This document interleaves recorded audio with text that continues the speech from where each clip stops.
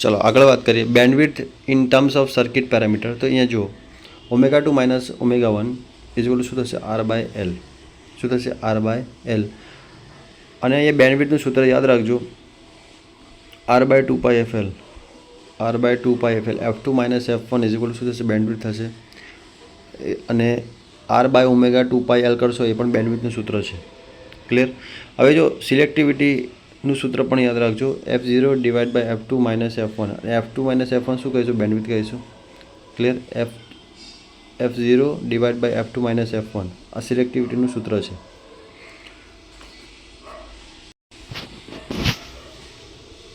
હવે parallel resonance સર્કિટની વાત કરીએ તો એનું સૂત્ર શું થાય F0 બરાબર 1/2π √1/LC માઇનસ R²/L². ક્લિયર. આ સૂત્ર તમે યાદ રાખજો પેરેલલ રેઝોનન્સ ફ્રિક્વન્સીનું 1/2π √1/LC માઇનસ R²/L². ક્લિયર છે.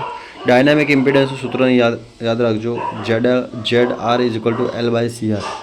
ડાયનામિક ઇમ્પિડન્સનું પણ સૂત્ર પૂછાય છે. ઇન્ડક્ટિવ સસેપ્ટન્સનું સૂત્ર BL is equal to minus XL divide by R² plus XL². અને કેપેસિટિવ સસેપ્ટન્સનું સૂત્ર શું થતું BC is equal to XC divide by R² plus XC². Q factor for parallel circuit. Q factor for parallel circuit IC divide by I ω/CV divide by VCR upon L. તો જો અહીંયા તમે direct ખાલી આટલું સૂત્ર પણ તમે યાદ રાખશો ને તો બી ઇનફ છે. આ બધું યાદ રાખવાની કોઈ જરૂર નથી. ક્યુ ફેક્ટરનું સૂત્ર પૂછાય પેરેલલ સર્કિટ માટે તો 1/R√L/C. આટલું પરીક્ષામાં પૂછાય છે. ક્યુ ફેક્ટર યાદ રાખજો. ક્લિયર છે.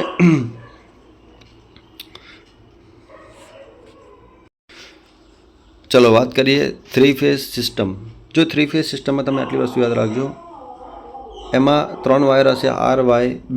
અને આ જે ફેઝ હશે એ ફેઝ વચ્ચેનો ડિફરન્સ 120 ડિગ્રીનો હશે. પરીક્ષામાં પૂછાય છે 2 ફેઝ વચ્ચેનો ડિફરન્સ કેટલો હોય છે તો 120 ડિગ્રીનો હોય છે.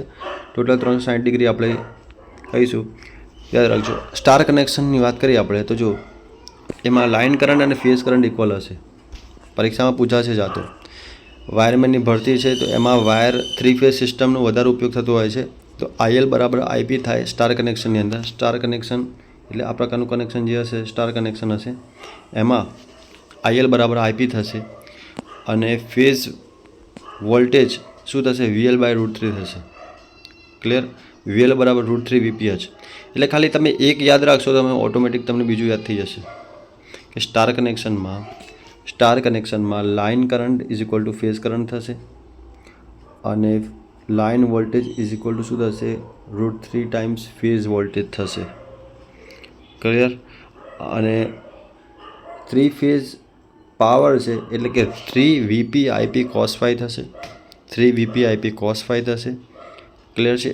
અથવા P is equal to √3 VL IL cos phi થશે. ક્લિયર છે. 3 ફેઝ છે એના માટેની વાત છે આ.